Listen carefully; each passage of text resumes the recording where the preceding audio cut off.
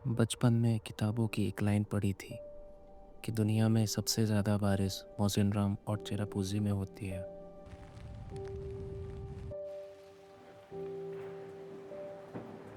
तब लगता था ये बस एक ज्योग्राफी का फैक्ट है, लेकिन मन में एक सवाल हमेशा रहता था कि ये जगह असल में दिखती कैसी होगी। और शायद वही क्यूरियोसिटी मुझे खींच लाई नॉर्थ ईस्ट के उस कोने में जिसे दुनिया वेटेस्ट प्लेस ऑन अर्थ भी कहती है। लेकिन यहाँ आकर जो देखा वो किताबों के एक छोटे फैक्ट से कहीं ज़्यादा था।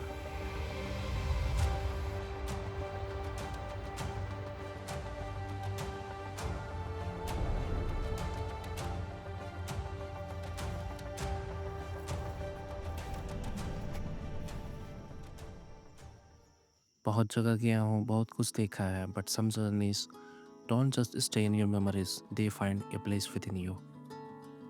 ये उन्हीं सफ़रों में से एक है और इस कहानी की शुरुआत होती है गुवाहाटी से। क्योंकि शिलोंग तक का कोई डायरेक्ट फ़्लाइट नहीं था, तो मैं दिल्ली से फ़्लाइट लेके गुवाहाटी पहुँचता हूँ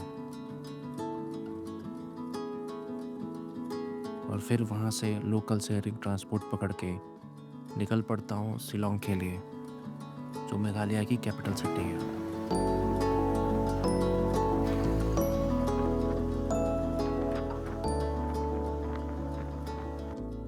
और ऑनेस्टली यार, वो ड्राइव पहला ही हिंट देती है कि तुम धीरे धीरे एक बिल्कुल अलग दुनिया में एंटर कर रहे हो।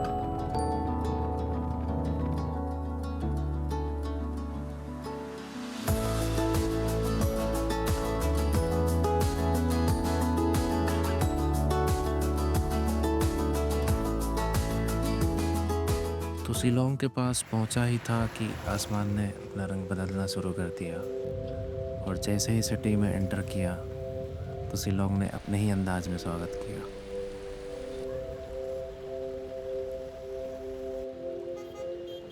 यहाँ बारिश इतनी आम है कि छाता भी सिर्फ ज़रूरत नहीं, एक स्टाइल बन चुका है।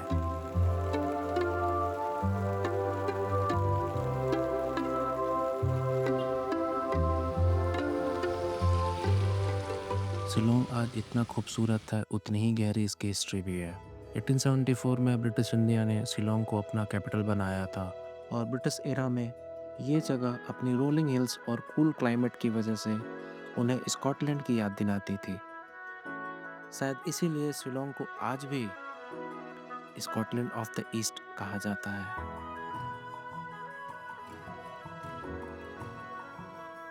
सी लेवल से लगभग 4,000 से 6,500 के फीट पर बसा हुआ ये शहर नेचर, म्यूजिक और कल्चर का एक परफेक्ट ब्लेंड है। यहाँ के खासी ट्राइब के लोगों में म्यूजिक इतना डीपली रूटेड है कि गिटार और लाइव बैंड्स यहाँ की कल्चर का नेचुरल हिस्सा है।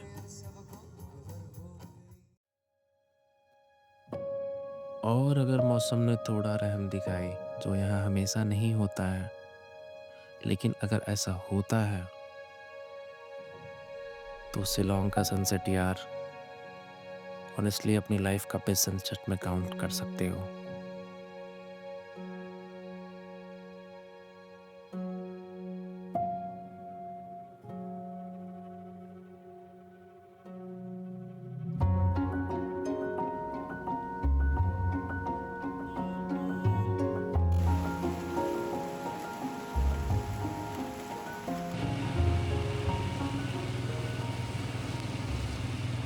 नेक्स्ट डे प्लान तो था चेरापूंजी जाने का, लेकिन यहाँ लोकल्स ने बताया कि अगर थोड़ा सा लॉन्गर रूट लेते हो तो बीच में लैटलम कैनियन पड़ता है।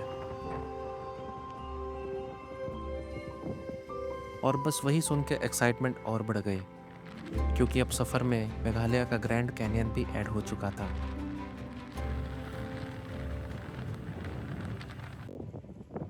लैटलम पहुँचते ही ऑनेस्टली थोड़ा डिसअपॉइंटिंग लगा। पूरा फॉग था, इतना डेंस कि कुछ भी क्लियर दिखाई नहीं दे रहा था। जो कैनियन देखने आया था वो बिल्कुल ही गायब था। लेकिन मैं रुका, क्योंकि उन तेज चलती हवाओं के बीच ऐसा लग रहा था कि थोड़ा सा इंतज़ार और अगला ही पल पूरी पिक्चर साफ होने वाली है।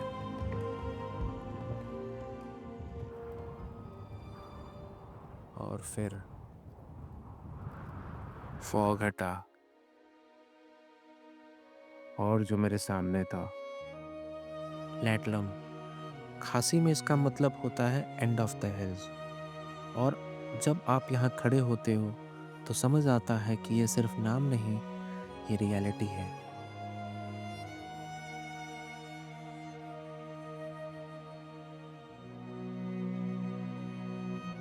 It felt endless, deep, great and completely alive।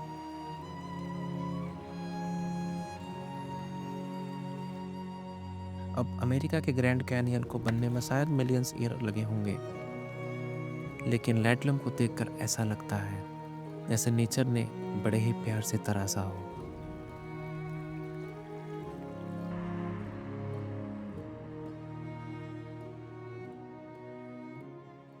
आज़ादी से पहले मेघालय असम का ही एक हिस्सा था, लेकिन 1972 में ये एक अलग स्टेट बन गया। आज मेघालय 3 मेजर हिस्सों में डिवाइडेड है, गारो, खासी एंड जंतिया। और इन्हीं पहाड़ों के बीच ऐसे 2 छोटे टाउन्स हैं जिन्होंने इंडिया के नाम रेनफॉल के कई वर्ल्ड रिकॉर्ड्स किए हैं। और मैं उन्हीं दोनों टाउन में से एक टाउन जा रहा था, चेरापूंजी, जिसे लोकली सोहरा के नाम से भी जाना जाता है।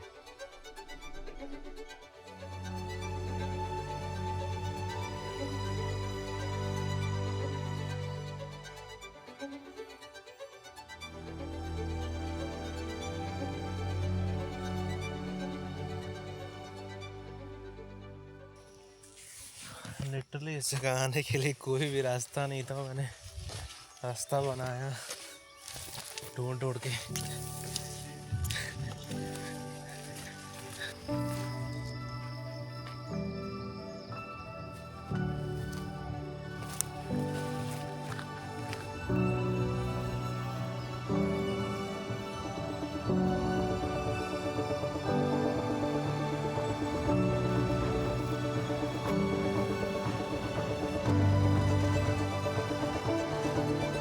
लेकिन वहाँ से जो सीन था वो अनएक्सपेक्टेड था। क्लाउड्स बिल्कुल मेरे सामने थे, राइट एट आई लेवल। कुछ नज़ारे ऐसे होते हैं जहाँ कैमरा और सत्य दोनों ही कम पड़ जाते हैं।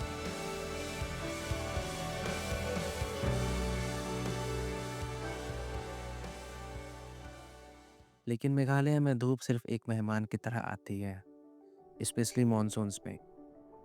थोड़ी ही देर में आसमान का रंग बदला और बादल करीब आने लगे, और फिर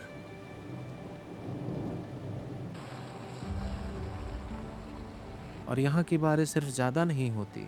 इसका रीज़न थोड़ा इंटरेस्टिंग है, क्योंकि बे ऑफ बंगाल से आने वाले मॉनसून क्लाउड्स सीधा खासी हिल्स से टकराते हैं और फिर यही रुक जाते हैं। 3 तरफ से घिरी हुई ये पहाड़ियाँ इन बादलों को आगे बढ़ने नहीं देती, और फिर ये अपना सारा पानी यही बरसा देती है। इसीलिए यहाँ की एक ही दिन में इतनी बारिश हो जाती है जितनी दिल्ली में शायद पूरे साल में भी ना हो।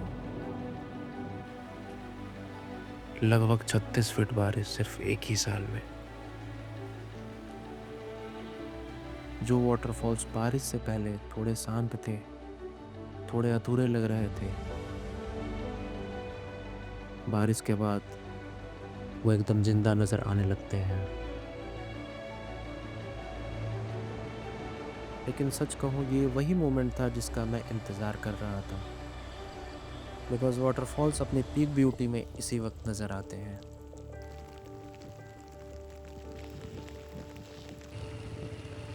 इतने पानी और उसके शोर के करीब खड़े होने में थोड़ा डर ज़रूर लगता है, लेकिन नेचर की इस रॉ पावर को इतने पास से महसूस करना एक बिल्कुल अलग एक्सपीरियंस है।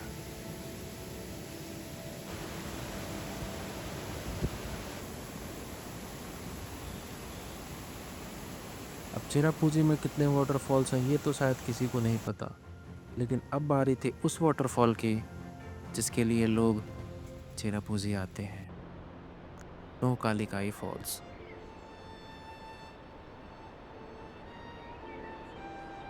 नौकालिकाई दूर से देखने पर किसी और ही दुनिया का हिस्सा लगता है। इतना ऊंचा कि अक्सर बादल भी इसके आसपास आकर ठहर जाते हैं। 1000 फीट से भी ज़्यादा सीधा गिरता हुआ ये झरना इंडिया का टॉलेस्ट प्लंज वाटरफॉल माना जाता है। लोक कथाओं के मुताबिक नोह कालिकाई का नाम कालिकाई नाम की एक औरत से जुड़ी एक ट्रेजिक कहानी से पड़ा था। एक कहानी जो आज भी इन खासी हिल्स में जिंदा है।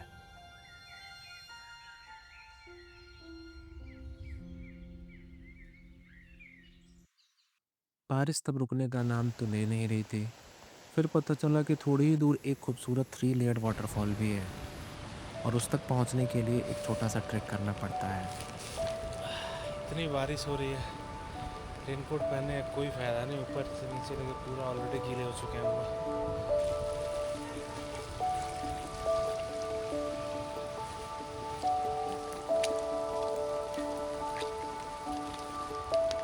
बारिश में मिट्टी वाले पैचेस थोड़े स्लिपरी ज़रूर हो जाते हैं, बट अच्छी बात यह है कि लोकल्स ने बैम्बू और लकड़ियों के सहारे इस रास्ते को इतना सेफ और मैनेजेबल बना दिया है कि जाना काफ़ी आसान हो चुका है।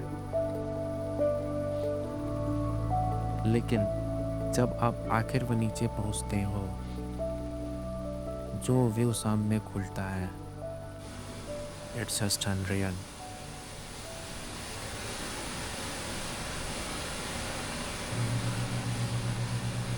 3 लेयर्स में गिरता हुआ वो पानी बारिश, फॉग और उस डीप ग्रीनरी के बीच एकदम अलाइव लग रहा था। उस मोमेंट में वहाँ खड़ा होकर बस यही लगा कि this level of beauty exist in our own country and somehow that was the best part.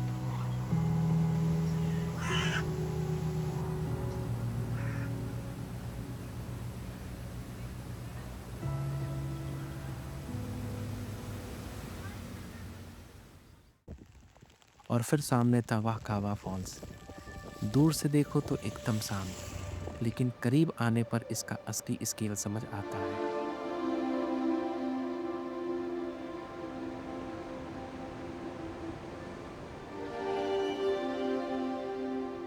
Cliff के ठीक बीच से गिरता हुआ पानी और उसके आगे पूरी तरह खुलता हुआ landscape, everything felt so raw, open, like a straight out of a dream.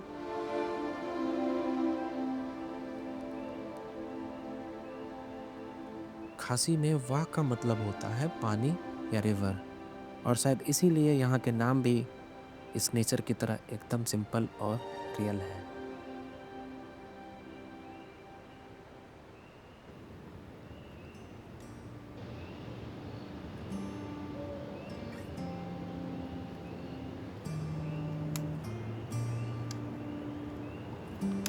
Cherrapunji में वाटरफॉल्स ढूंढने नहीं पड़ते, वो खुद आपको ढूंढ लेते हैं। कुछ अपनी यूनिक स्ट्रक्चर्स की वजह से फेमस हैं, तो कुछ अपनी मेडिसिनल प्रॉपर्टीज़ के लिए जाने जाते हैं।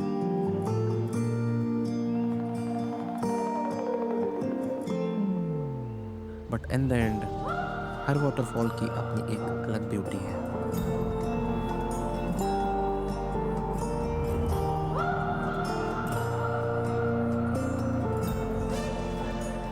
बादलों के इस शहर में आसमान साफ मिलना किस्मत की बात है, पर अगर रात थोड़ी मेहरबान हो जाए तो यहाँ के तारे भी दिन की बारिश जितने ही खूबसूरत लगते हैं।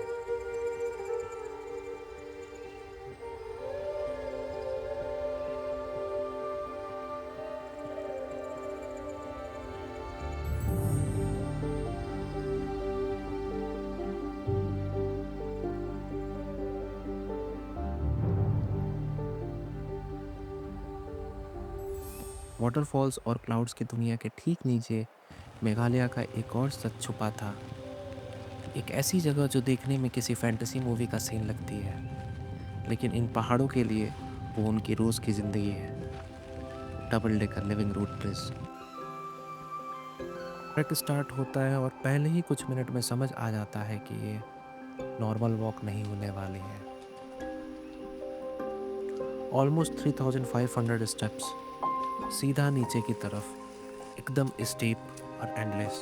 और हर एक स्टेप उतरते हुए दिमाग में बार बार एक ही ख्याल आता है कि वापस भी इसी रास्ते ऊपर आना है। हमारे लिए शायद ये एक ट्रैक या एडवेंचर हो सकता है, लेकिन यहाँ के गांव वालों के लिए ये उनका रोज का आना जाना है। घर का सामान भी इसी रास्ते आता है, बच्चे भी इन्हीं सीढ़ियों से स्कूल जाते हैं। असल में इनकी पूरी जिंदगी ही इन्हीं सीढ़ियों पर चढ़ती और उतरती है। फिर अचानक मेरी नज़र पड़ती है सामने, उन दूर पहाड़ियों के बिल्कुल ऊपर। वाटरफॉल सीधा नीचे वैली में गिर रहे थे। एक नहीं, दो नहीं, काउंटलेस। ऐसा लग रहा था जैसे पूरी की पूरी वैली एक फ्लो में हो, as if the world landscape was breathing.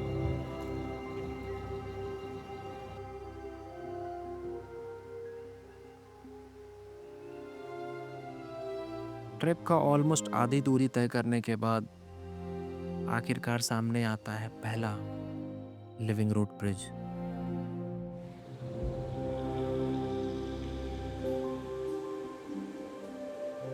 एक ऐसा ब्रिज जो सीमेंट या स्टील से नहीं, बल्कि खुद नेचर से बना है, और यहाँ के लोकल्स के लिए नदी क्रॉस करने का यही अकेला रास्ता है।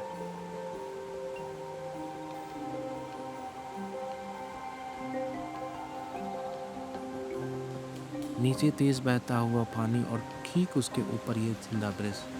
इसे देखकर समझ आता है कि ये सिर्फ एक खूबसूरत टूरिस्ट स्पॉट नहीं, बल्कि नेचर के साथ मिलकर निकाला गया एक बहुत ज़रूरी सॉल्यूशन है। पर फिर मन में सवाल आता है कि आखिर ये बना कैसे होगा।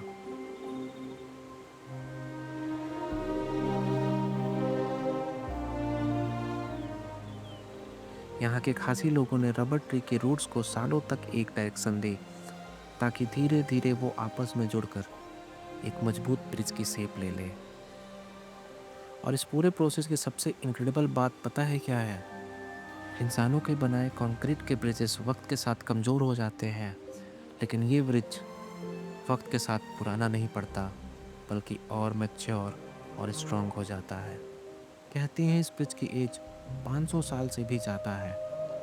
और कमाल की बात तो ये है कि इसके ठीक बगल में एक और नया ब्रिज अभी भी शेप ले रहा है, जिसे पूरी तरह तैयार होने में शायद अभी 10-15 साल और लग जाए।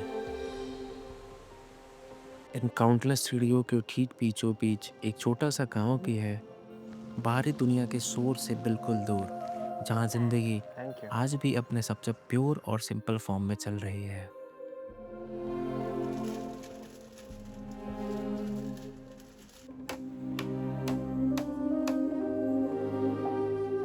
डबल डेकर तक पहुंचने से पहले रास्तों में 2 आयरन के ब्रिजेस आते हैं, और मॉनसून में इसके नीचे की नदी एकदम वाइल्ड हो जाती है।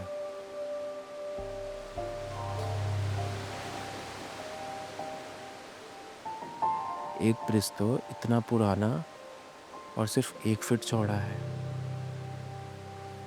कि जब चलते हुए उन जालियों से ठीक नीचे देखो तो डर क्या होता है अपने आप समझ आ जाता है।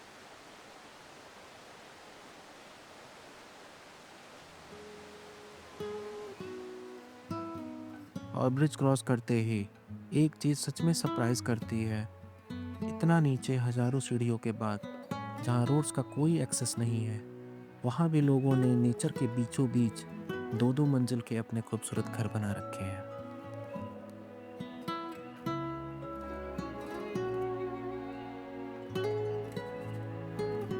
शायद हम जिसे स्ट्रगल कहते हैं, वो यहाँ के लोगों के लिए डेली का रूटीन है।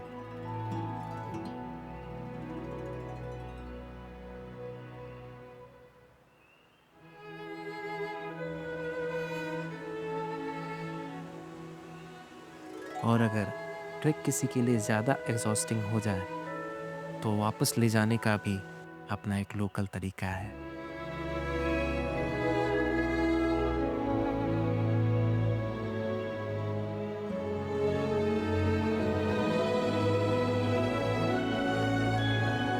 और फिर सामने आता है double decker living root bridge. 2 layers एक ही लिविंग स्ट्रक्चर में। कहते हैं जब रिवर का पानी बहुत ऊपर आ गया था, तो इसके ऊपर एक और लेवल बना दिया गया,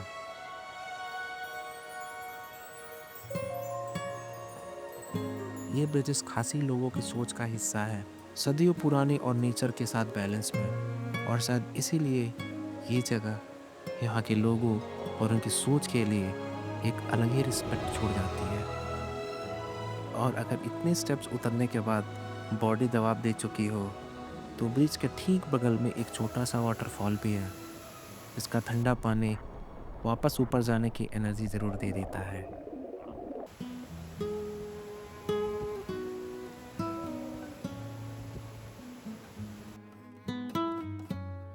अच्छा, ठंडियों में सुना है यहाँ पानी की कमी भी हो जाती है।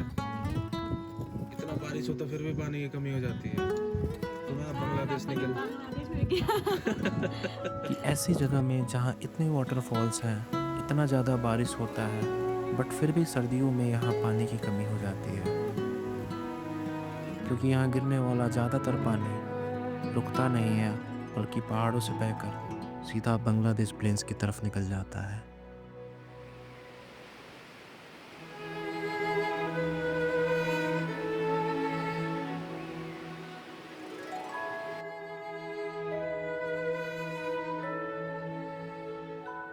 जैसे नेचर इन पहाड़ों को संभालती है, बिल्कुल वैसे ही खासी और जंतिया ट्राइब्स में समाज की डोर औरतों के हाथ में है। मतलब जो लेडीज लोग ही सारा कुछ देख रही हैं।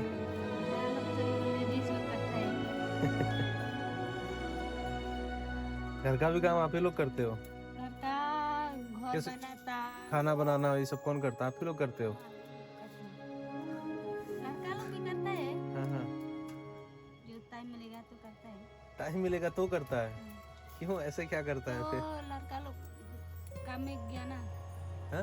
काम में गया, अच्छा मिस्त्री भी है, अच्छा, वो ऑफिस भी काम करता है। अच्छा, दोनों लोग काम करते हो? ये तो अच्छी बात है। मेघालय में स्पेशली खासी और जैंतिया ट्राइब्स के बीच एक मैट्रिनियल सिस्टम फॉलो किया जाता है। मतलब प्रॉपर्टी, घर और फैमिली लिनिएज ज़्यादातर माँ के साइड से आगे बढ़ता है, ना कि पिता के साइड से। घर की यंगेस्ट डॉटर अक्सर इनहेरिटेंस का सेंटर होती है। इन ट्राइब्स की ये ट्रेडिशन 2000 साल से भी पुरानी है, ब्रिटिश कॉलोनाइजेशन से पहले की। स्कॉलर्स का ये मानना था कि इस सिस्टम ने इन ट्राइब्स को सदियों के कॉन्फ्लिक्ट्स और बदलावों में भी स्टेबल रखा। अब जहाँ सोसाइटी का कोर फीमेल्स के पास है, तो वहाँ मेल्स का रोल थोड़ा अलग ज़रूर है, लेकिन इक्वली एक्टिव और ज़रूरी भी। फार्मिंग, फिशिंग का कल्चर और फिशिंग कंपटीशंस, ये सब भी मेघालय की लोकल लाइवलीहुड का एक इम्पॉर्टेंट हिस्सा है। यहाँ के ज्यादातर लोग यही मतलब रहते हैं, मैक्सिमम किसी दूसरे स्टेट में नहीं जाते। नहीं है, कोई लोग अमीर आदमी तो जाता है। तो आपने सोचा है कभी बाहर जो है दूसरे स्टेट पे जाके देखने का? सोचा है, लेकिन पैसा नहीं है तो कहाँ जाएगा। जाइए, आप भी कभी घूम के आइए पैसे बचा के दूसरे स्टेट में। जाएगा जब मिलेगा टाइम तो। जैसे हम लोग टाइम निकाल के आते हैं, जैसे आपके स्टेट में हम आए हुए हैं। एक दिन तो मिलेगा। जिसे हम नेचर का सुकून समझकर देखने आते हैं, वहाँ से बाहर निकलना भी किसी का सबसे बड़ा सपना हो सकता है।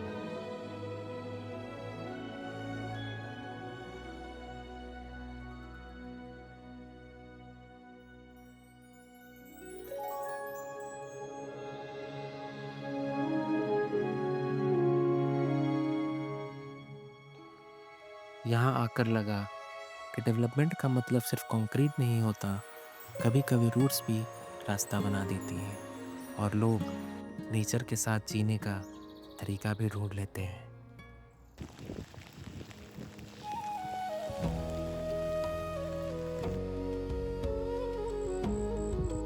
इसको बस बाय करने आता है। कितना क्यूट है।